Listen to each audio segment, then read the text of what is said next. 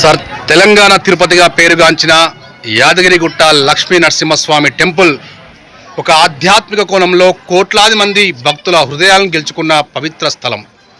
మన తెలంగాణ రాష్ట్రంలో ఉన్నటువంటి యాదగిరిగుట్ట లక్ష్మీ నరసింహస్వామి టెంపుల్ గురించి మీరేమంటారు సార్?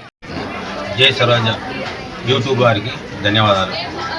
ఈరోజు మేము యాదగిరిగుట్టకు దర్శనానికి ఇచ్చేసినాము. మాది హైదరాబాదు. మేము ఇటువంటి నెలకు ఒకసారి వచ్చి దర్శనం చేసుకుంటాము. ఏది అనుకున్న కోరిక నెరవేరుతుంది నరసింహస్వామి దగ్గరకు వస్తే. తెలంగాణలో తిరుపతి గాయించింది ఎంతో జనానికి, ఎన్ని కోట్ల జనానికి ఇంతమంది అన్ని వసతులు సమకూర్చి మంచి అందరికీ దర్శనం చేస్తున్నారు. తెలంగాణలో సెకండ్ తిరుపతిగా చాలా పవిత్రంగా ఉన్నది. మీరు ఎక్కడి నుంచి వస్తున్నారు సార్? హైదరాబాద్. ఎన్నోసార్లు రావడం ఇక్కడికి? నెలకు ఒకసారి వస్తుంటాం. ఈ ఆలయ అభివృద్ధిపై మీరేమంటారు? ఆలయం చాలా అభివృద్ధి చెందింది, ఇంకా అభివృద్ధి చెందాలి. ఇంకా చాలా ఇప్పటికీ ఫెసిలిటీ చాలా చేశారు. ఇప్పుడు వచ్చిన కాంగ్రెస్ ప్రభుత్వం చాలా బాగా చేస్తున్నది. ఇంకా అభివృద్ధి చెందాలి. పైన ఇంకా వసతులు ఉంటే బాగుంది అని మా కోరిక.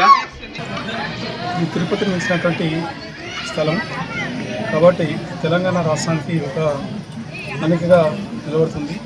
అదేవిధంగా తెలంగాణలో ప్రతి వ్యక్తి కూడా ఈ యొక్క లక్ష్మీనరసింహస్వామి యొక్క ఆశీస్సులు పొందాలని కోరుకుంటున్నాను. ఇక్కడికి వచ్చేటువంటి భక్తులందరూ కూడా ఈ యొక్క స్వామి యొక్క ఆదరణ పొందాలని నా యొక్క భావన.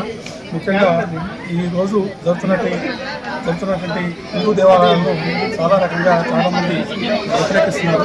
అటువంటి సమయంలో ఈ రాష్ట్ర ప్రభుత్వం వారు ఈ యొక్క గుడిని నిర్మించి అందరినీ చైతన్యపరిచినందుకు నేను రాష్ట్ర ప్రభుత్వాన్ని అభినందిస్తున్నాను.